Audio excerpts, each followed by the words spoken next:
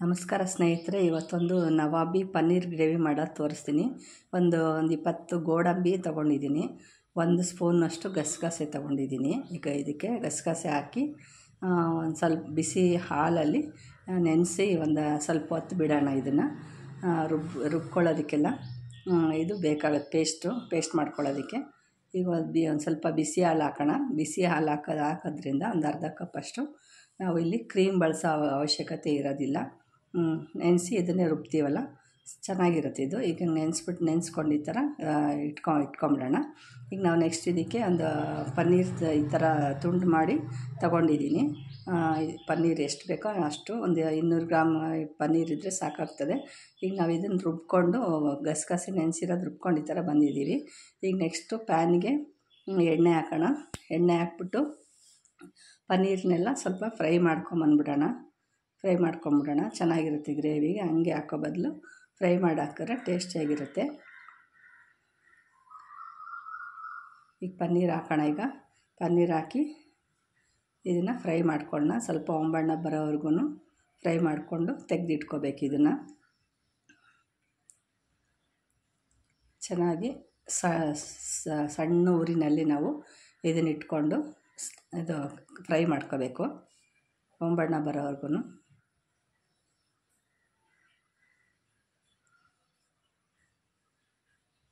ಈ ಥರ ಚೆನ್ನಾಗಿ ಫ್ರೈ ಮಾಡಿಕೊಂಡು ನಿಧಾನವಾಗಿ ಒಂದು ಪ್ಲೇಟಿಗೆ ತೆಗೆದಿಟ್ಕೋಬೇಕು.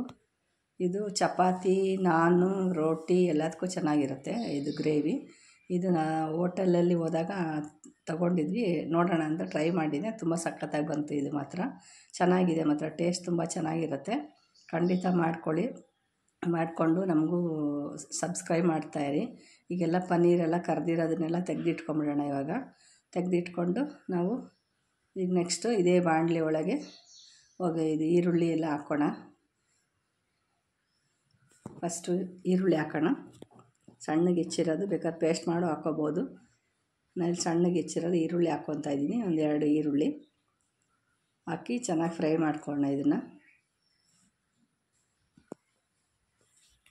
ಚೆನ್ನಾಗಿ ಫ್ರೈ ಮಾಡಿಕೊಂಡು ಇದಕ್ಕೆಲ್ಲ ಒಂದೊಂದೇ ಮಸಾಲೆಗಳನ್ನ ಆ್ಯಡ್ ಮಾಡ್ತಾ ಬರಬೇಕು. ಶುಂಠಿ ಬೆಳ್ಳುಳ್ಳಿ ಪೇಸ್ಟು ಇದೆಲ್ಲ ಕೆಂಪಗಾದ್ಮೇಲೆ ಶುಂಠಿ ಬೆಳ್ಳುಳ್ಳಿ ಪೇಸ್ಟ್ ಹಾಕ್ಕೋಬೇಕು. ಎಲ್ಲ ಅದು ಮನೆಯಲ್ಲೇ ಮಾಡ್ಕೊಂಡಿದ್ರೆ ಚೆನ್ನಾಗಿರ್ತದೆ. ಎಲ್ಲ ಶುಂಠಿ ಬೆಳ್ಳುಳ್ಳಿ ಪೇಸ್ಟು ಟೇಸ್ಟಿಯಾಗಿರುತ್ತೆ. ಇದನ್ನು ಸ್ವಲ್ಪ ಹಸಿ ವಾಸನೆ ಹೋಗೋವರೆಗೂ ಫ್ರೈ ಮಾಡ್ಕೊಳ್ಳೋಣ. ಈಗ ನೆಕ್ಸ್ಟ್ ನಾವು ಇದಕ್ಕೆ ಒಂದು ಜೀರಿಗೆ ಪುಡಿ, ಧನಿಯಾ ಪುಡಿ, ಹಸಿಮೆಣಸಿನ ಪುಡಿ ಹಾಕ್ಕೋಬೇಕು. ಜೀರಿಗೆ ಪುಡಿ ಮನೇಲೇ ಹುರ್ಕೊಂಡು ಮಾಡಿಕೊಂಡ್ರೆ ಚೆನ್ನಾಗಿರುತ್ತೆ. ಈಗ ಹಾಕ್ಕೊಂಡು ಬರೋಣ. ಈಗ ಒಂದೊಂದೇ ಹಸಿ ವಾಸನೆ ಎಲ್ಲ ಹೋಗಿದೆ. ಈಗ ಧನಿಯಾ ಪೌಡ್ರ್ ಹಾಕಿದ್ದೀನಿ, 1 ಸ್ಪೂನಷ್ಟು ಧನಿಯಾ ಪೌಡ್ರು, ಜೀರಿಗೆ ಪೌಡರು, ಆಮೇಲೆ ಬ್ಯಾಡಗಿ ಮೆಣಸಿನ್ಕಾಯಿ ಪೌಡರು. ಕಲ್ಲರ್ ಚೆನ್ನಾಗಿರುತ್ತೆ ಅಂತ ಬ್ಯಾಡಗಿ ಮೆಣಸಿನ್ಕಾಯಿನ ಜಾಸ್ತಿ ಉಪಯೋಗಿಸೋದು. ಚೆನ್ನಾಗಿರುತ್ತೆ ಎಲ್ಲದಕ್ಕೂ, ಟೇಸ್ಟ್ಗೆ ಎಲ್ಲದಕ್ಕೂ. 2 ಸ್ಪೂನಷ್ಟು ಬ್ಯಾಡಗಿ ಮೆಣಸಿನ್ಕಾಯಿ ಪೌಡ್ರ್ ಹಾಕಿ ಇದನ್ನು ಸ್ವಲ್ಪ ಹಂಗೆ ಎಲ್ಲ ಸಣ್ಣ ಉರಿನಲ್ಲೇ ಎಲ್ಲ ಬಾಡಿಸೋಣ ಇದೆಲ್ಲ ಚೆನ್ನಾಗಿ. ಈಗ ನಾನು ಇದಕ್ಕೆ ನೆಕ್ಸ್ಟ್ 2 ಟೊಮೊಟೊನ ರುಬ್ಬಿ ಪೇಸ್ಟ್ ಮಾಡಿ ಇಟ್ಕೊಂಡಿರೋದು ಹಾಕ್ತಾಯಿದ್ದೀನಿ. ಮನೇಲಿ ಎಷ್ಟು ಜನ ಇರ್ತಾರೋ ಅದ್ರ ಮೇಲೆ ಗ್ರೇವಿ ನೋಡ್ಕೊಂಡು ಟೊಮೊಟೊ ನಾವು ಪೇಸ್ಟ್ ಮಾಡ್ಕೋಬೇಕಾಗತ್ತೆ. ಈರುಳ್ಳಿ ಟೊಮೊಟೊ ಎಲ್ಲ ಅಷ್ಟೇ. ಈಗ ನಾವು ಗ್ರೇವಿ ಹಾಗೆ ಟೊಮೊಟೊ ಎಲ್ಲ ಹಸಿ ವಾಸನೆ ಹೋಗೋವರೆಗೂ, ಗಟ್ಟಿಯಾಗೋವರೆಗೂ ಚೆನ್ನಾಗಿ ಕುದಿಸೋಣ. ಸ್ವಲ್ಪ ಉಪ್ಪು ಹಾಕ್ಬೇಕು. ಈಗ ಇದಕ್ಕೆ ಉಪ್ಪು ಹಾಕೋಣ. ರುಚಿಗೆ ಎಷ್ಟು ಬೇಕೋ ಅಷ್ಟು ಉಪ್ಪು ಹಾಕ್ಕೊಂಬರೋಣ. ಈಗ ಉಪ್ಪು ಹಾಕ್ಬಿಟ್ಟು ಇದನ್ನು ಮತ್ತೆ ತಿರುಗಿಸೋಣ. ಸ್ವಲ್ಪ ಚೆನ್ನಾಗಿ ಹೊಂದ್ಕೊಳ್ಳೋ ಅಷ್ಟು ಗ್ರೇವಿ ಸ್ವಲ್ಪ ಹಸಿ ವಾಸನೆ ಹೋಗೋವರೆಗೂ ನಾವು ಇದನ್ನು ಎಣ್ಣೆ ಬಿಟ್ಕೊಳ್ಳೋವರೆಗೂ ನಾವು ಚೆನ್ನಾಗಿ ಫ್ರೈ ಮಾಡ್ಕೋಬೇಕಾಗತ್ತೆ. ಸ್ವಲ್ಪ ಈಗ ಗರಂ ಮಸಾಲ ಪೌಡ್ರ್ ಒಂದು ಸ್ವಲ್ಪ ಹಾಕಿದ್ದೀನಿ. ಗರಂ ಮಸಾಲ ಪೌಡ್ರು ಮನೇಲಿ ಮಾಡ್ಕೊಂಡಿರೋದು ಚೆನ್ನಾಗಿರುತ್ತೆ. ಈಗ ನಾವು ಅದು ಹಸಿ ವಾಸನೆ ಹೋಗೋವರೆಗೂ ಎಲ್ಲ ಫ್ರೈ ಮಾಡ್ಕೊಂಡಿದ್ದೀವಿ. ಈಗ ರುಬ್ಬಿಟ್ಕೊಂಡಿರ್ತೀವಲ್ಲ, ಗಸಗಸೆ, ಗೋಡಂಬಿ, ಹಾಲು ಎಲ್ಲ ಸೇರಿಸಿ ರುಬ್ಬಿಟ್ಕೊಂಡಿರ್ತೀವಿ, ಅದನ್ನು ಹಾಕಬೇಕು. ಈಗ ನಾವು ಇದು ಹಾಕ್ಬಿಟ್ಟು ಸ್ವಲ್ಪ ಮಿಕ್ಸಿ ಜಾರಲ್ಲಿರೋ ನೀರು ಇದಕ್ಕೆ ಸೇರಿಸಿ ಹಾಕಿ ವೇಸ್ಟ್ ಮಾಡ್ಕೋಬಾರ್ದು. ಹಾಕಿ ಇದನ್ನು ಚೆನ್ನಾಗಿ ಮತ್ತೆ ಚೆನ್ನಾಗಿ ಇದು ಮಾಡೋಣ. ಮಿಕ್ಸ್ ಆಗೋವರೆಗೂ ಒಳ್ಳೆ ಕಲರ್ ಇರುತ್ತೆ, ಒಳ್ಳೆ ಒಳ್ಳೆ ಟೇಸ್ಟ್ ಇರುತ್ತೆ ಮಾತ್ರ ಇದು. ಚಪಾತಿ ರೋಟಿಗೆಲ್ಲ ಖಂಡಿತ ಮಾಡ್ಕೊಳ್ಳಿ, ತುಂಬ ಚೆನ್ನಾಗಿರುತ್ತೆ ಮಾತ್ರ. ಹೈದ್ರಾಬಾದಿ ನವಾಬಿ ಪನ್ನೀರ್ ಗ್ರೇವಿ ಅಂತ.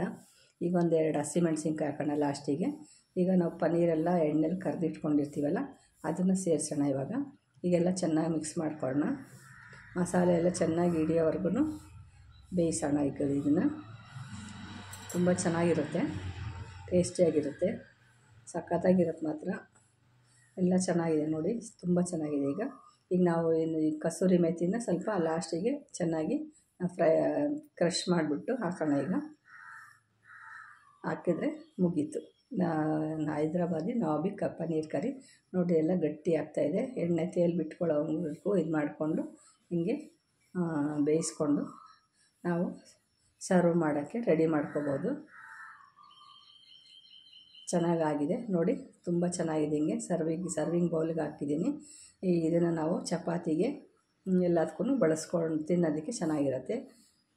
ನೋಡಿ ಎಷ್ಟು ಸಖತ್ತಾಗಿ ಬಂದಿದೆ ಕಲರು ಎಲ್ಲ. ತುಂಬ ಟೇಸ್ಟಿಯಾಗಿರುತ್ತೆ. ಮಾಡ್ಕೊಳ್ಳಿ, ಯಾವುದೇ ಕ್ರೀಮ್ ಬಳಸ್ದಲೇ ನಾವು ಮಾಡ್ಕೋಬೋದು.